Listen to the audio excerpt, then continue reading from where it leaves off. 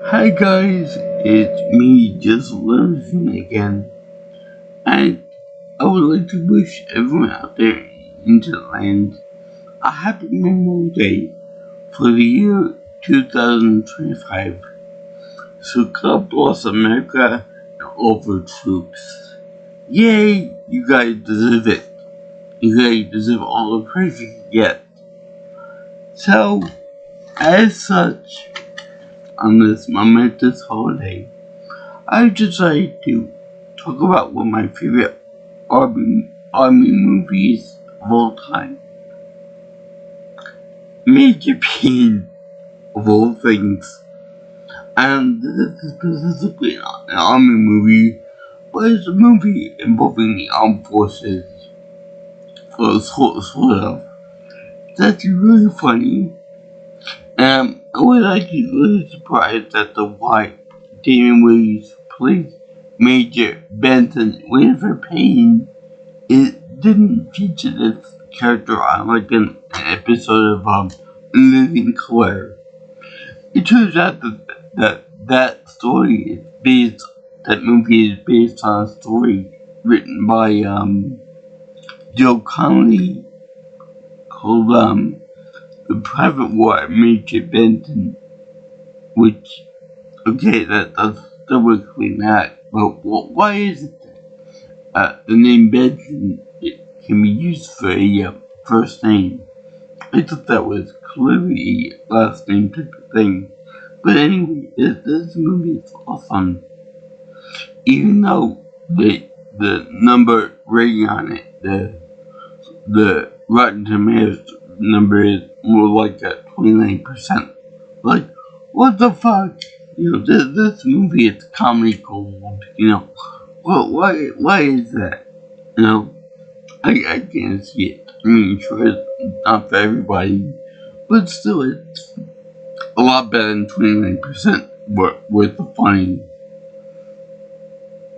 Damon Wayans does a wonderful job at playing Major Payne.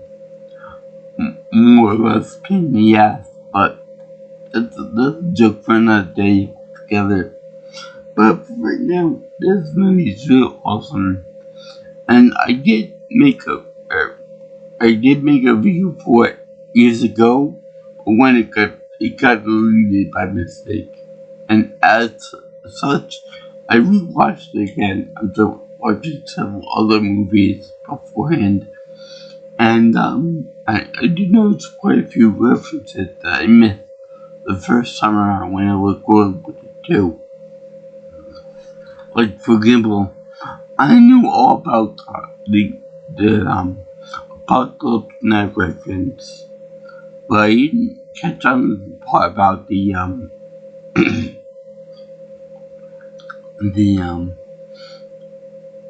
the reference to what we have here is a failure to communicate, which is like really funny. I can't remember which movie that was from offhand, but I know I reviewed it at one point earlier this year. Anyway, with this show, this movie is, in my opinion, one of the funniest damn things with him in it. You know, in a world where we have this movie, we don't get a movie like based on Homie the Clown or Anton the Bum, which is really disappointing. You know, I wish that they had something involving those two characters from In Living Color that Mr. Wayans would reprise the role of, but unfortunately, we can't have nice things, can we? That would have been so damn sweet. And what would be more sweet would be if Mr. Wayans were to go in front of like a Marine Corps or some other branch of the Armed Forces of the United States and do the character of Major Payne. Now that would be funny as all shit, okay? After all, I've seen Donald Trump's little commencement speech in front of kid graduate class of this year for West Point. And I gotta say that Major Payne is a lot more dedicated to it, to the cause of West Point, than Trump is. Damon Wayans would be a better speaker in that character than Trump is. He is more qualified, but I can't go into politics on this video because this is a good movie, nonetheless. And for some odd reason, it was translated into English, Spanish, and for some odd reason, Vietnamese. I have no idea which lost one is. Maybe because the main character is a Vietnam vet, and there's a fantasy dream sequence in which a Viet Cong member tries to kill him in front of his family. But I'm jumping ahead of myself here. This movie is freaking awesome. And let me just scroll down to the cast of this.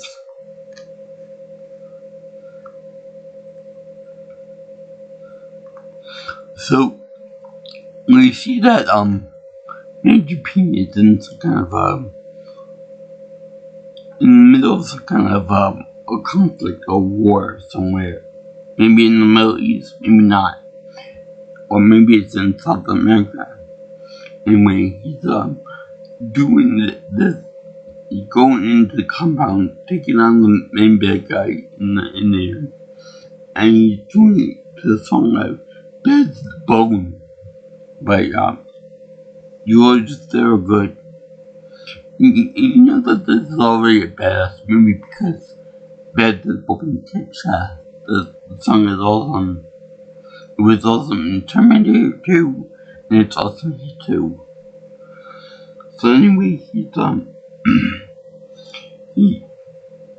finds his friend on the ground, you know, a Bubba stereotype.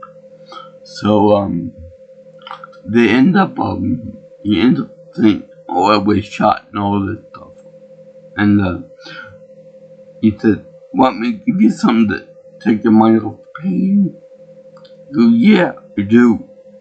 So he takes his hand and snaps his finger sideways. The shock of the pain of doing that takes his mind off the gunshot that he has. So yeah, that what he does. Give him something, take his mind off the pain. But on the same note, I want to say this, that's a reference to some movie somewhere. I don't know which one it is, but I want to say that it's a kind of movie reference or something. Anyway, then you got,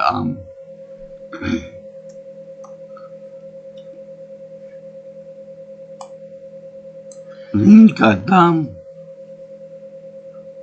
him going into the main bad guy's how his main thing while he's doing a monologue, his main hideout, and giving orders and stuff.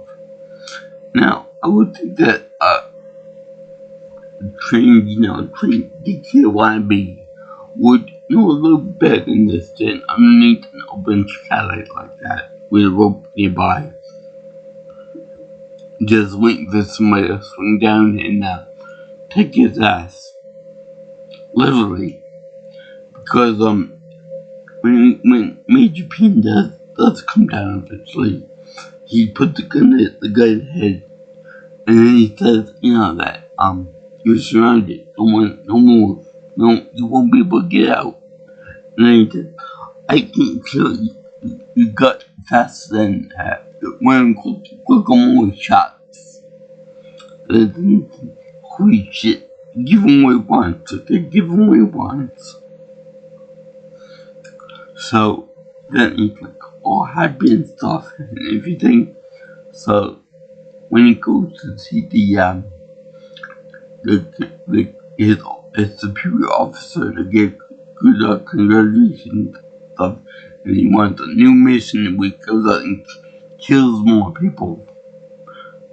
Not really, but they do for comedy purposes.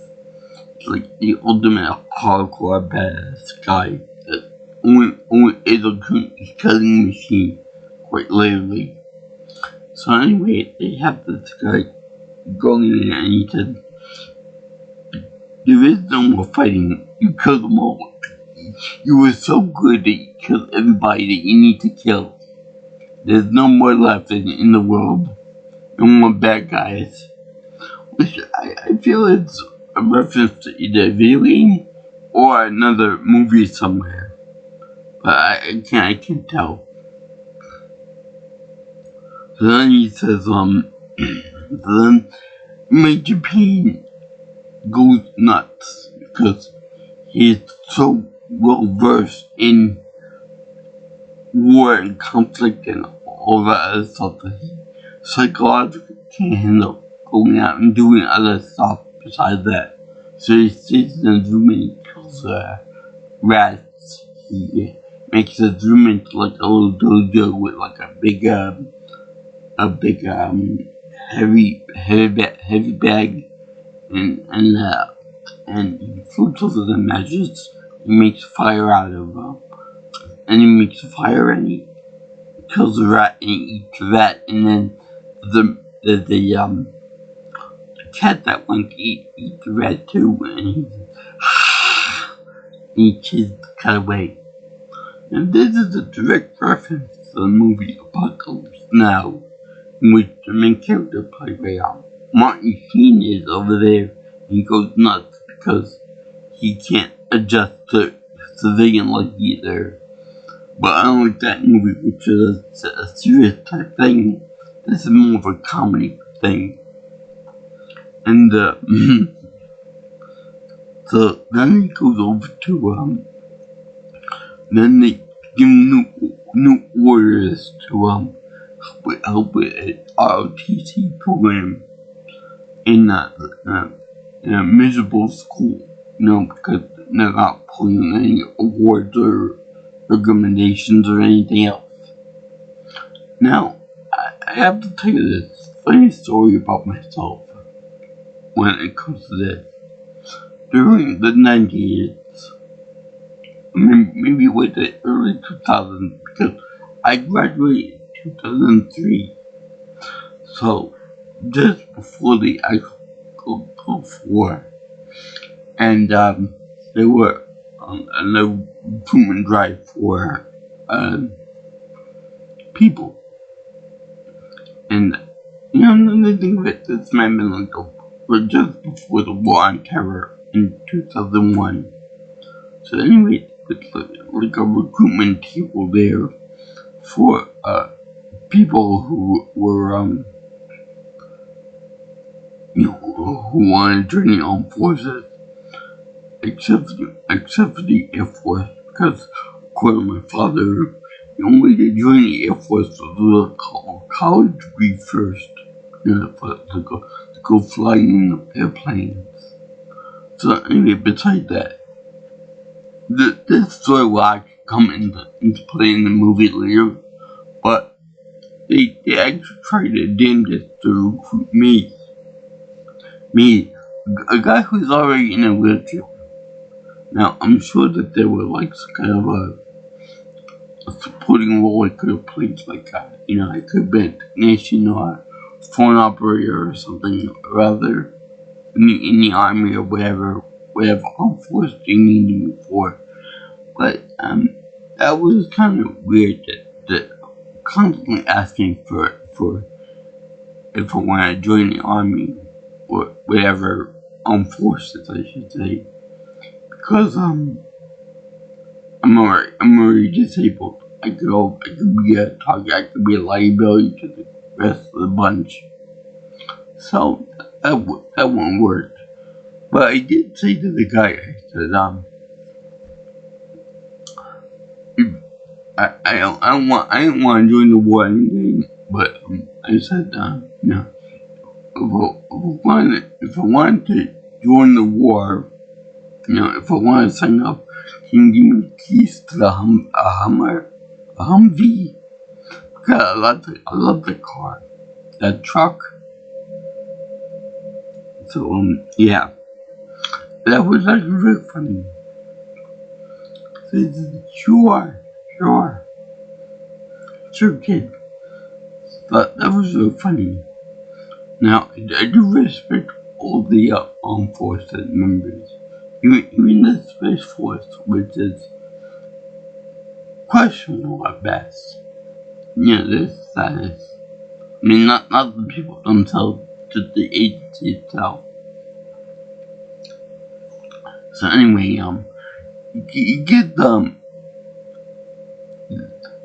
in the movie.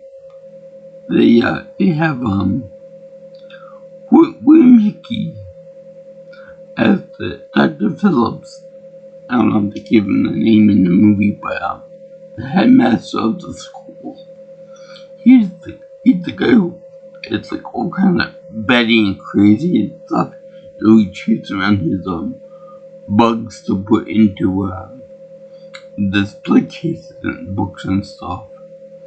And every time that he talks, it's like on purpose to release insects to show that he's not all there in the head. So anyway, they show him doing this and he signed Major Payne up for the green boys because he can't see them when they go in the camouflage outfits.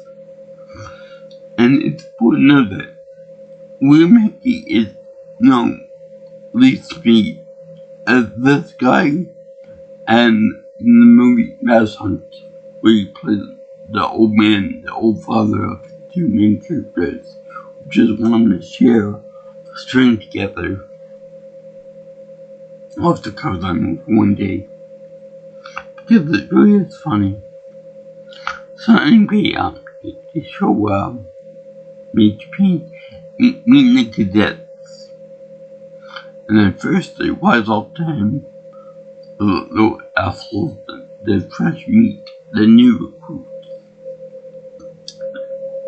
And there's one guy who is deaf, who has to be told, what to do and stuff, and shown what to do by various people. They said that he really is deaf.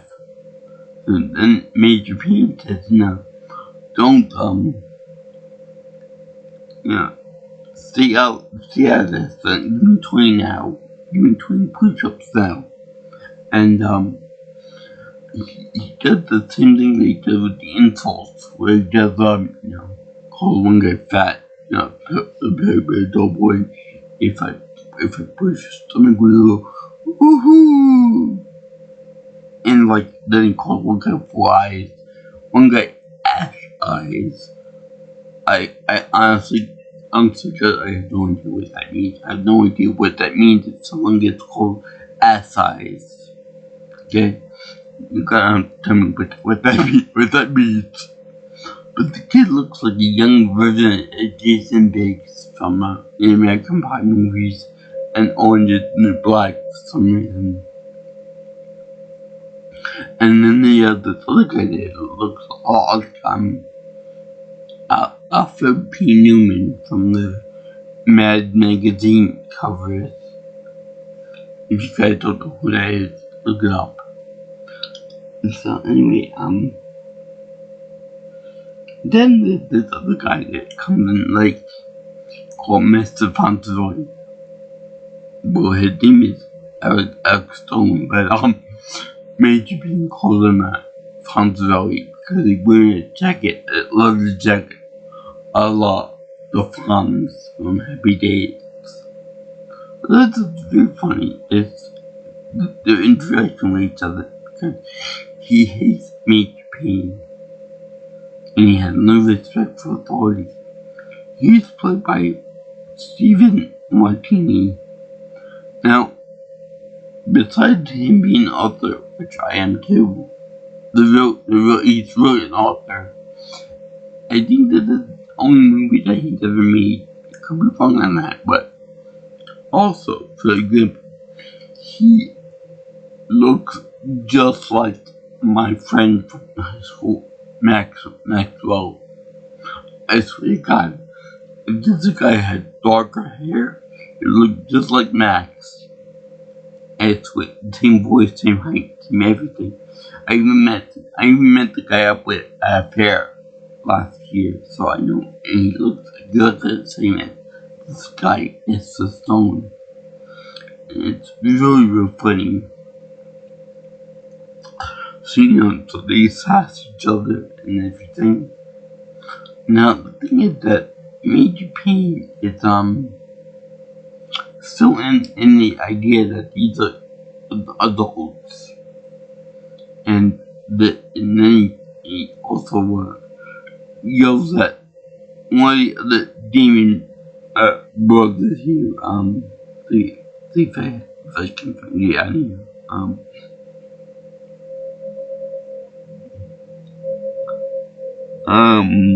Oh yeah, Damien Dante Weiss, maybe his son possibly, and the wise guy, call him brother and stuff like that, because he's black like he is.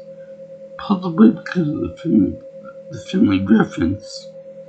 But anyway, he yells right in the demon, he says, I am not your damn brother. Drop it in between now. Anyway, everyone over there is it's locked in off now. It's locked in, I don't feel snorting like like a pig. I do at times. And so anyway,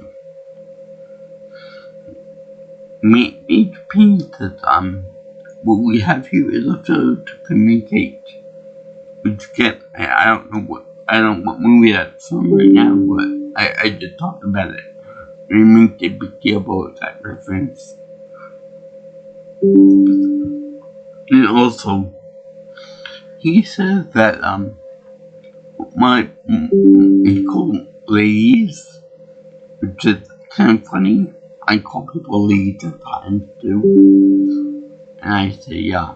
And he said he called them turds too, which later on when graduate you call them maggots when they graduate in school.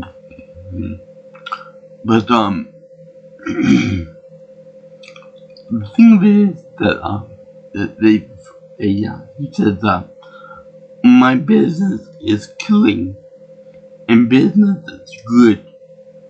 He said my business is good.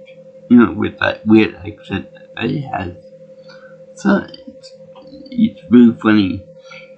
He's trying to make it out to be the drill sergeant from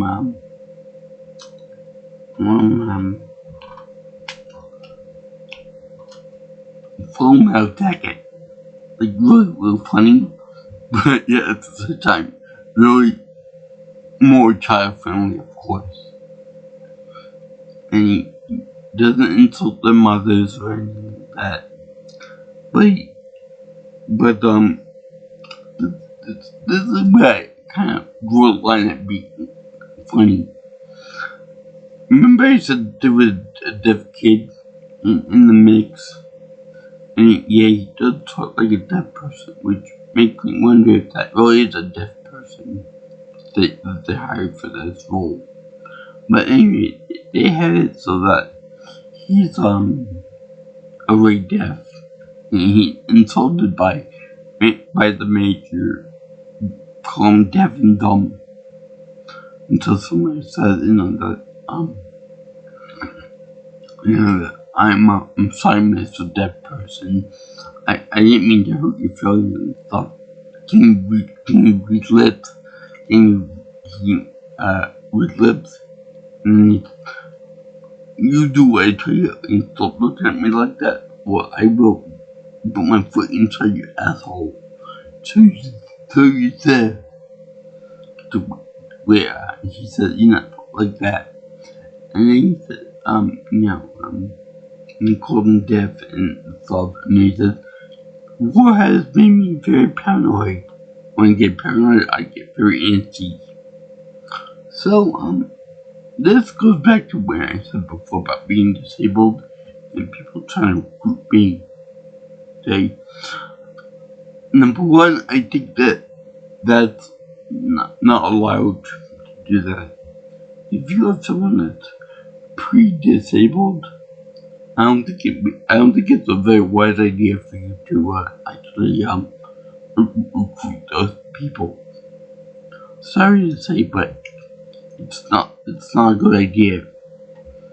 Second of all, they are allowed to pass through the ROTC program to be approved for it. I would think that they would let the drill sergeants and whatnot know that they have someone with special needs in there, whether they be deaf, blind. I don't know how a blind person can get in there, but certainly deaf, or someone with psychological issues. From my jacket with the guy, Private Pile. Because we don't want anything to happen like that movie. And let's see here. Then after everyone was up to him and stuff, he decided to shave their heads, assuming with a big ass machine knife that he probably ripped off some Charlie member. Charlie meaning the name designation for a bad guy in whatever war you're in. So not just like Vietnam or Korea or something like that. But everybody Charlie this, Charlie that. Charlie's around the corner, Charlie's gonna kill you. And then he gets in trouble with somebody over there, over his treatment of the children. Which, by the way, Tiger is like the youngest in the group.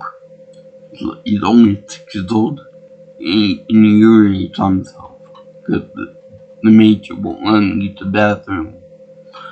Which I think it's kind of harsh for a little kid to be in it at all. But then to have to hold your piss like that, and just plain wrong. Anyway, he gets caught up with, I guess, the guidance counselor, and she tried to get him to soften the blow of his training and stuff, because these are children, not full grown adults, and they have special needs and need to be cuddled just a little bit more than the average man. So, yeah. This woman is played by Karen Parsons. Now, if that name doesn't sound familiar, she's Hilary Banks from The Fresh Prince of Bel-Air. And you know what? She's awesome in this role. She's great in this role. I'm actually very surprised that she hasn't done any other movies besides this one. It's a damn shame too, because she's funny and pretty. And got a nice voice, and it's so funny that she hasn't been anything else, because she's so, I guess she got stereotyped as being a spoiled pampered brat in the Fresh Prince show, but she looks good there in that role, and even when she tried to sweet talk Major Payne, it's hard as badass Marine Sergeant, Marine Major, to go when she wants him to do in his approach to the children. He turned to Karen and said, well, why do I feel like a jackass? That's really funny that even guys can get whipped into shape by a woman like that. And yes, he does refer to her as woman all the time. And then the hair thing with that, they gotta earn their dues. Her dues, that is. So anyway, everyone is shocked with how they're treated by this guy, by shaving the hair, by the harshness of his punishments, and that he actually punched him once by putting him in the ground and then pouring them like a bunch of Brussels sprouts in Dutch.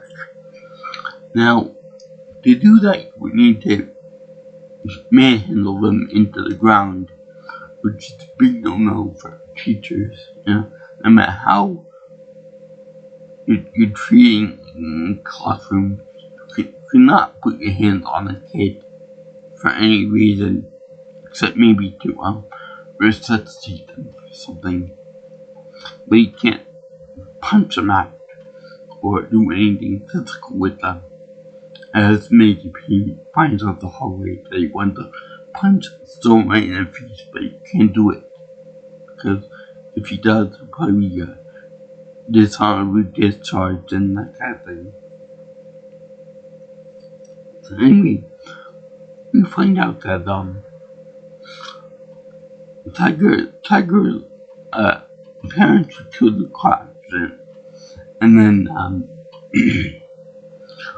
he was adopted by the school. Now, it's quite curious to know that how did that happen? How did a school body adopt a child? Normally they would do like a parent with some other single adult or something. They would adopt a kid. So when I get out, a school would adopt a kid. But let's see here, they immediately Major Payne for all of his punishments and shaving their heads. But you in the ROTC program, assuming that you're gonna, when you graduate, you go into like the Army, Navy, the Air Force, the Marines, or the Space Force, or the Majestic 5. So, this kind of treatment and this kind of behavior and the shaving of the head, that would kind of be expected of people. We get rid of lights and to be put on equal footing with the other people, the other cadets. Well, if that happened to me, I wouldn't be that surprised by it. But let's see here now. So yeah, he tried to get rid of Payne by embarrassing him with a giant with a cupcake with like super laxative, to which makes him fart and almost kills a kid from it. A little bit of pie in my hair, and then they tried to get him to they tried to make him sleep with it.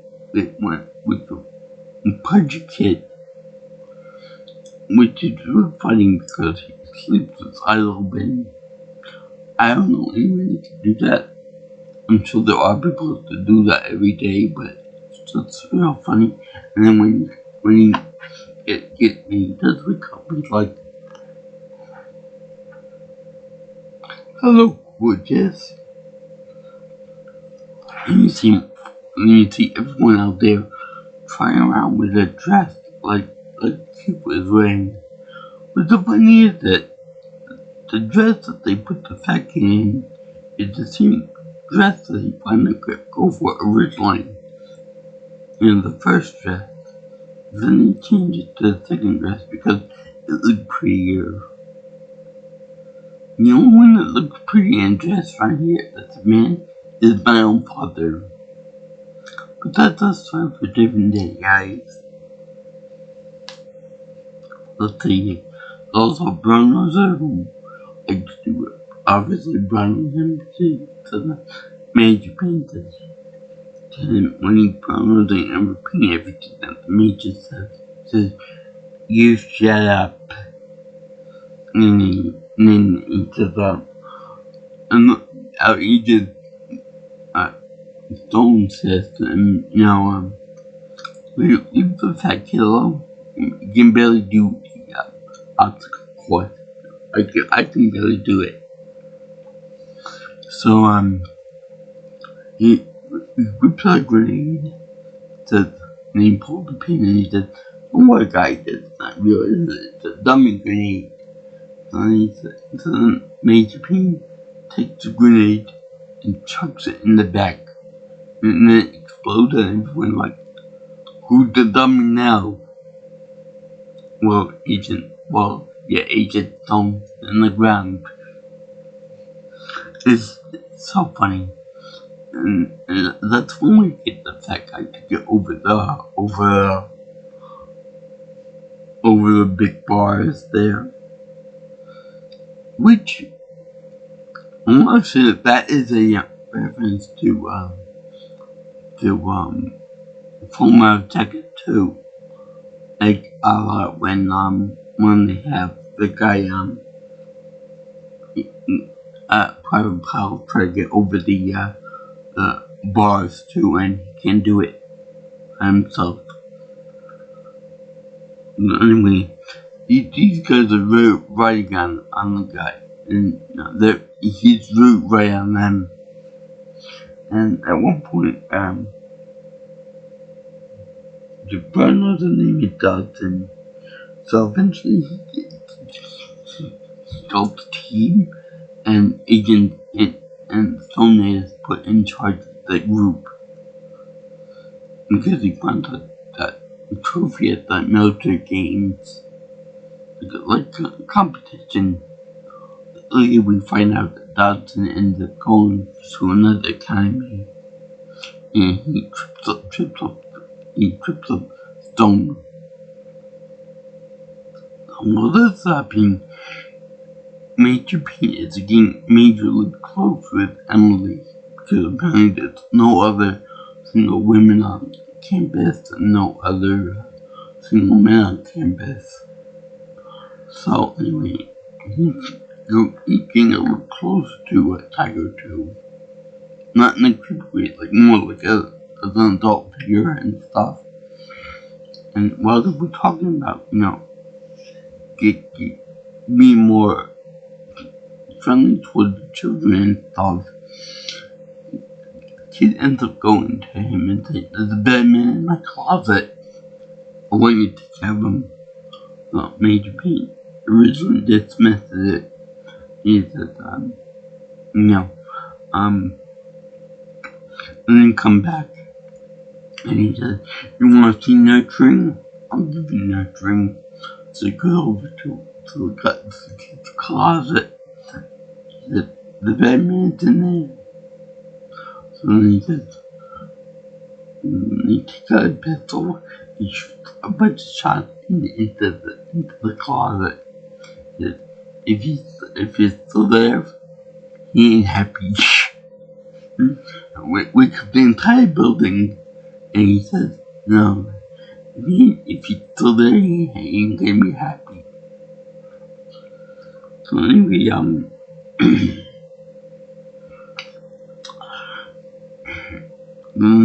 as they're talking to the guy, he's so combat heavy and so combat wounded and so much into the PTSD that he can't understand the concept like he would hug him and love him and show him affection and stuff. So when he does this, he takes the kid as he's talking to him in front of the woman there that he keeps referring to as woman, and he shakes him around. He says, what do you got against me? I'm going to slip it back in 21 places. All that. That's real funny. So anyway, he takes Emily out on a date once and gives him a robot and eats like a fast pig. Which is really funny. And you can also poke his finger into a can and open it.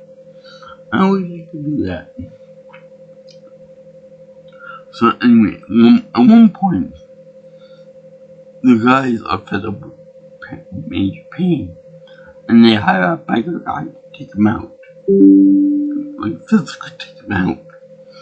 And they call in Ben Bigelow, a wrestler, to do it. And you know they his hard ass because he had tattoos all over his head. So anyway, they show him thinking he's on this bike about to kick his ass. He said, P5 for fun. What means so did you fall from?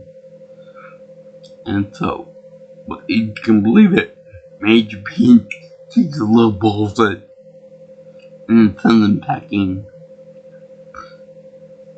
And it's very funny.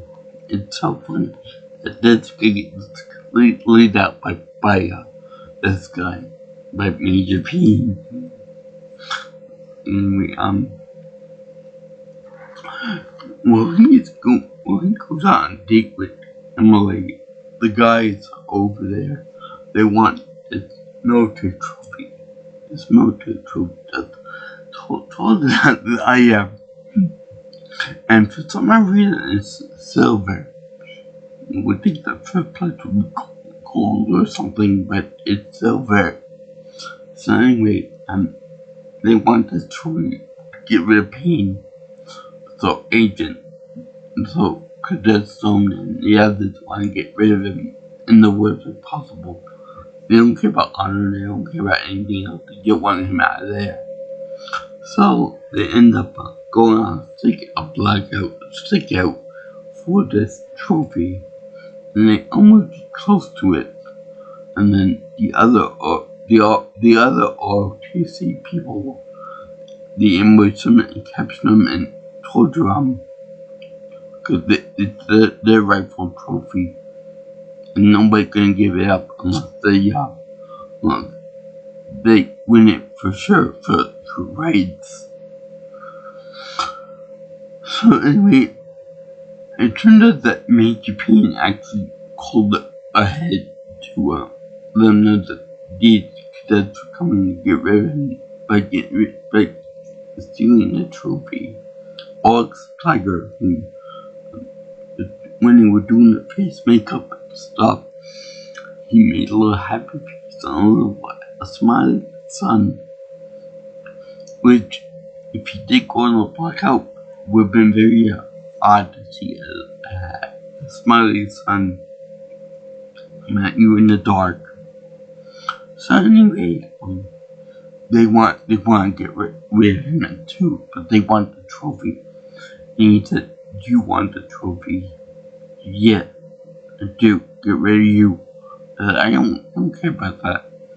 You won't like me, but you will respect me. You will respect my authority. So anyway, they end up becoming a more cohesive unit because there was like a parent bring a parent to school day, and Alex Stone had his father come in, Darkseid, and he relates that the guy that came in with the voice of Darkseid from the MCU, the DC anime universe, Michael Ironside. Lieutenant Colonel they have here, but I don't know if I can put into singing it, but he's drunk off his ass, and Agent and Stone doesn't like him, and he even smacks him around a little bit too, which is never a good thing. So this is what I really like. I really like the fact that Major Payne may be a hard ass, but he's fair and just. In fact, when the guy wants him, when salute him, and then he smacks him around a little bit, and then he goes to went up again for it, and his arm is caught by Major Payne, and then Major Payne sends him packing. He can't do more than salute him. So anyway, he sends him packing to defend the dog, and that he earned his respect, and he doesn't want to play hard ass anymore. He does what he's told with gusto, and then he ends up training the rest of the guys to look good in the uniform, to do what they're supposed to do in the games, and they do pretty well. But while they have them all dressed up, lined up and stuff right before the games, Major Payne gets a visitor from the army, the same guy that put him on this detail, also told him to leave. And said that there's more killing, more opportunities for your services and killing to come into play. Now, this is kind of harsh for him because he wants Payne to go with him, but Payne is kind of reluctant to do it because he wants to complete the military game thing first. And he says, "Game, we need you in the battlefield right now." So he abandons the kids there. He abandons Emily. But if only she had said to him that he wouldn't keep gas with him anymore. He would go right away and side with Emily. So anyway, they do this thing where he's going away right at the moment, and we think that he's leaving for good, and that's why he has a fantasy about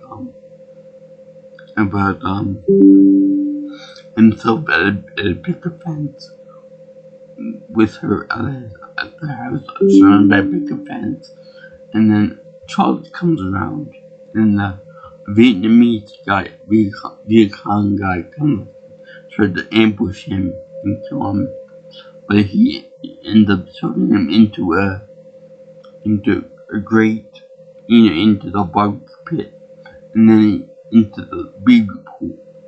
And then he says, "No, no, no." And it's funny that she's dressed like an 1950s woman. And for some reason, the Kid Tiger is dressed up in Boy Scout uniform. I forgot what they're called now. Not brownies,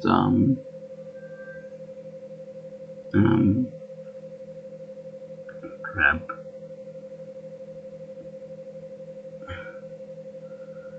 I forgot what they call that.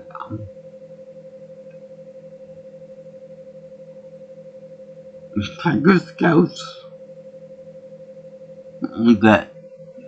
But it's kind of weird because I was a Boy Scout at the time. So I would think that someone in the ROTC program, like steps beyond Boy Scouts. So that's kind of weird. I'm sure they want to make it seem like the All-American family, and the Viet Cong guy was like this ultimate beggar at the past, trying to ruin the fun. So anyway, while he's having this little dream sequence, the kids are going through the paces with shooting in obstacle courses and stuff, and then they get to really race between 6 people.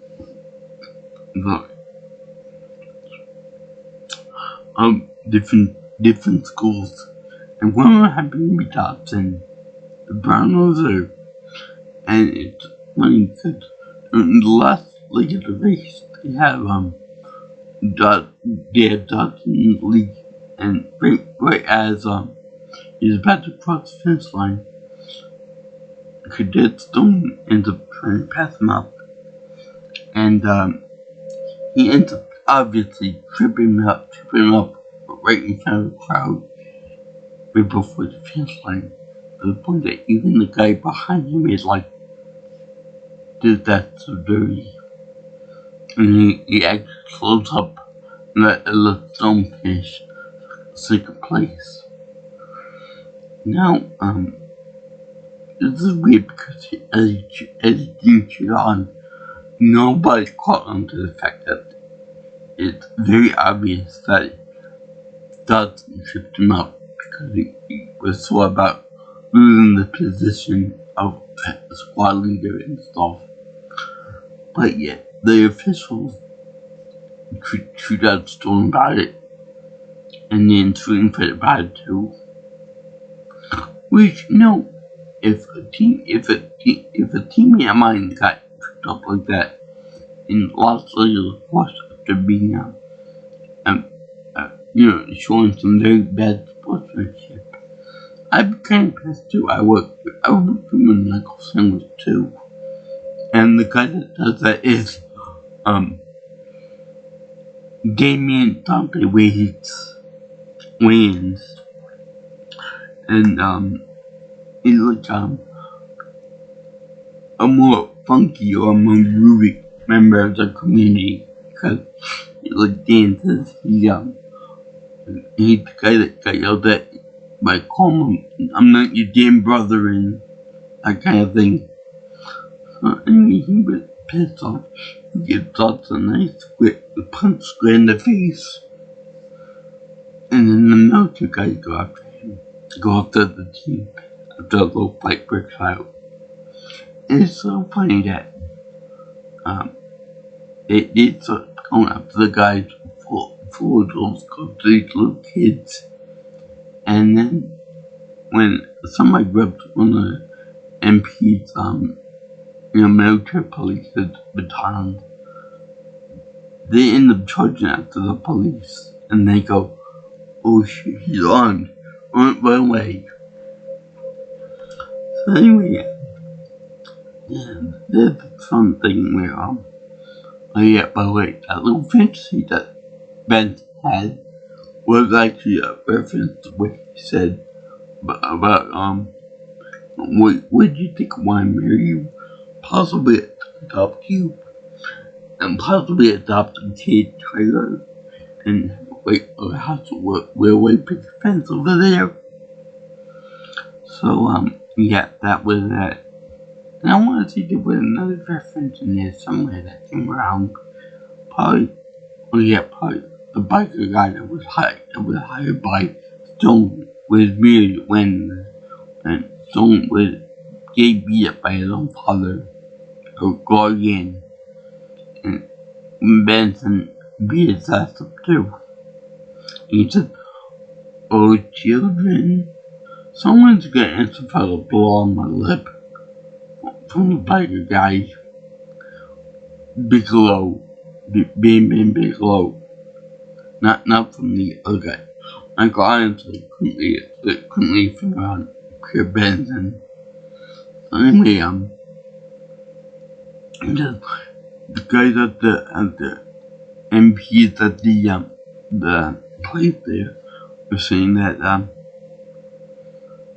look at this group of students or cadets.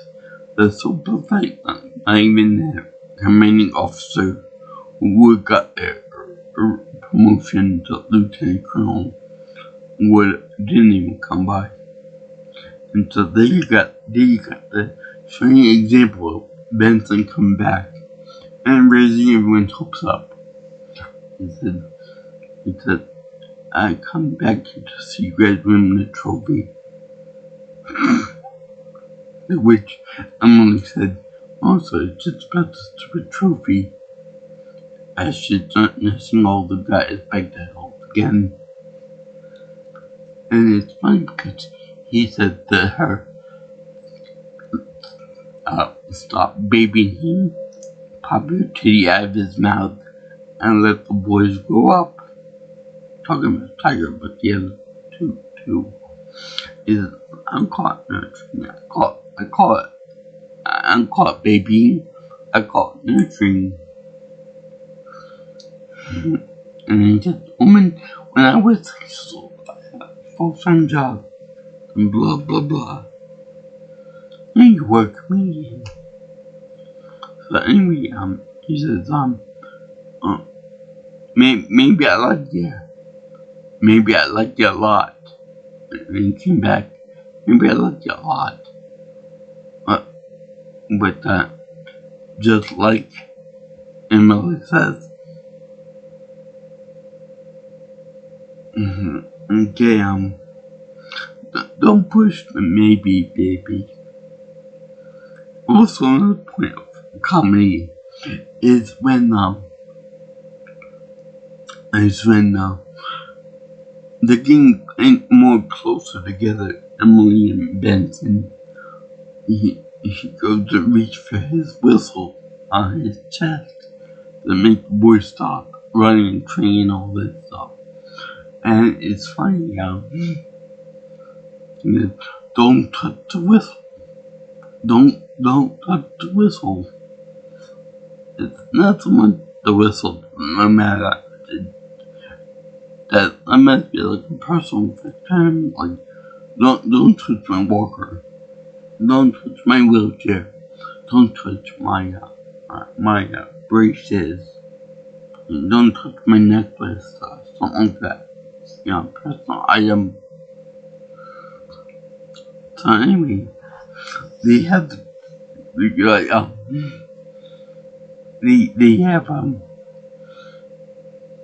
they said that no one to lead the guy doing the Stop Spank Bandit March there. Yeah, we do. We got Tiger to do it. And Tiger said, no, I'm too little to do it. Now, Benson tells him about little Ed in the Could. Story from a long time ago, in which he said, chugga chugga chugga chugga woo woo. And he said that, unbeknownst to little Ed in the Could, there was a Charlie set up plastic explosives on the bridge there. So when everything went kaboom and scared the shit out of the kid, and Emily thought listening on it. So when he was saying it, there was a guy on board the train that's like, I can't feel my legs. But you don't have any legs left. Which I want to see the reference to Forrest Gump. And yeah.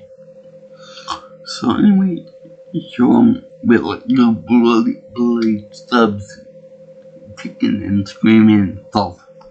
So even then, he's got to make a big thing about war. And that's very funny. So anyway, the kid like, okay, I'll do it. So then the words he does the commemorate train movement. So all the kids do like a hip hop version of the Suspect Abandoned March. Even the MPs and judges are tapping their toes to it.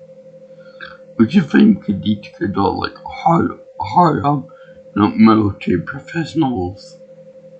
I mean, one of the kids, the deaf person doing all kinds of tricks and blindfold with the rifle and again spinning, doing a little bit flips and stuff.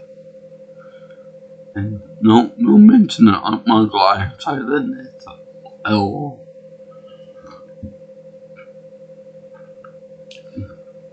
So anyway, they have well, they had to wear up.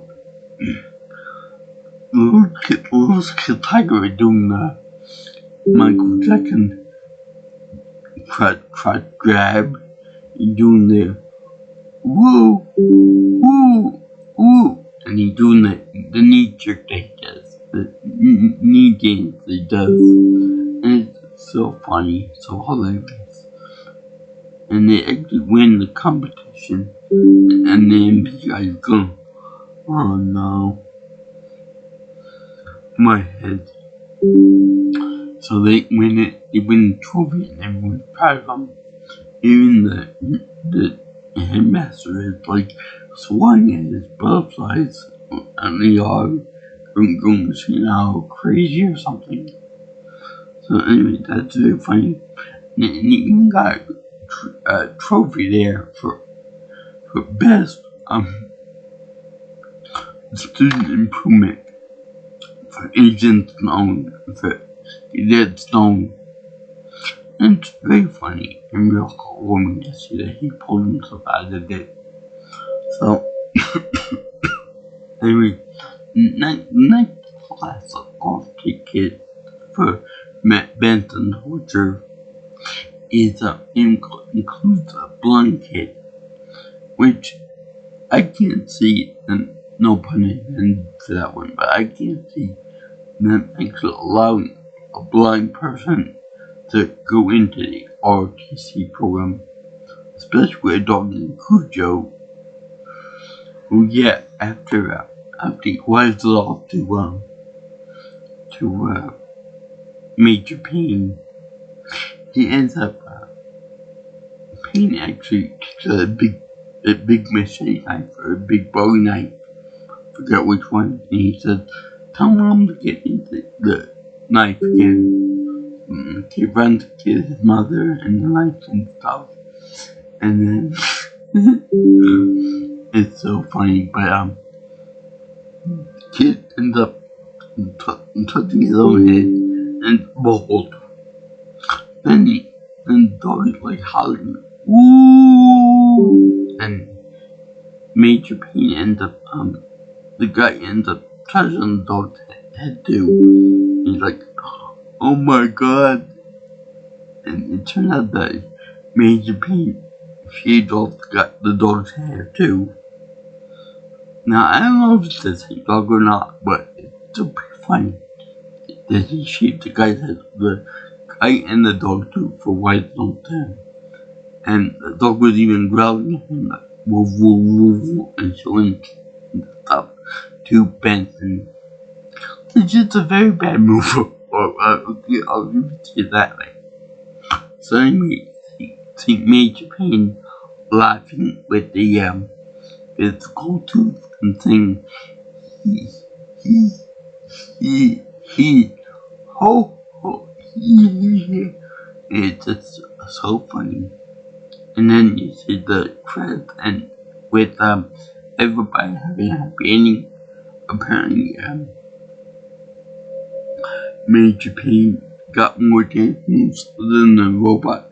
I think this is called the cross guard or something to do with trains and stuff. And it's so funny because my father always used to go up disco dancing with a white suit and red fluffy shoes. It made me think of that movie. It made me think of him whenever I saw that movie on a date. And he also eats food like my dad used to eat food. Like just shoveling in. Of course he did like a fast recording of it and stuff. Much like when the kid ran from the dummy grenade. Yeah. Let me just say that this movie is fucking hilarious. Okay?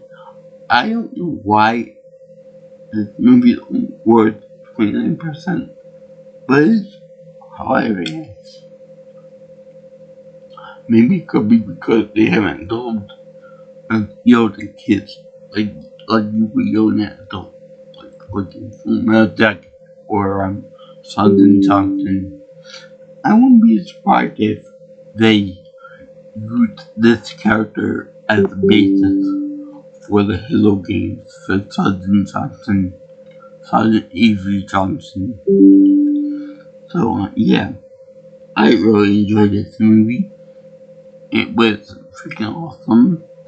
It was funny. It was so fresh. And it was made in 95. The two ways that they made another one of these movies with everybody in it too. I think everyone would go for it too because they enjoy themselves when making it. And I should point out that I ran this over with my scooter yesterday when I pulled it out. So the run's still good. Thank God. And I thank you for watching my video on Major Benson Winford Payne. This movie is iconic. And he did this for Memorial Day. So happy Memorial Day to everyone out there. I hope you enjoy your barbecue, your shrimp, and everything else. God bless America and all of our troops. Good, you guys and you men and women deserve it. And you also deserve what I get too. And yeah, I enjoyed this movie. I definitely give this one a happy face Liverpool because this movie is amazing, it's awesome, it's beautiful. It's a big and beautiful movie. And to see who the director is.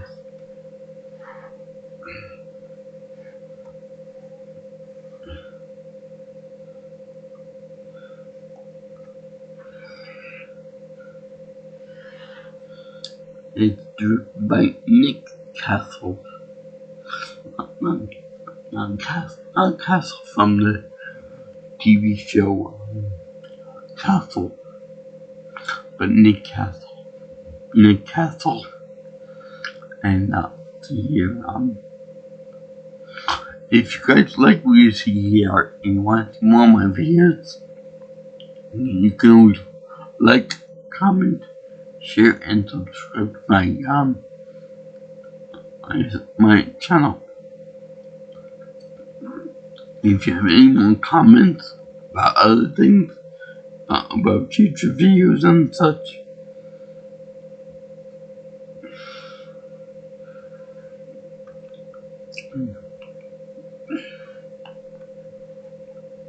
you can always call me or text me at 631-707-3707. You can call me or text me there.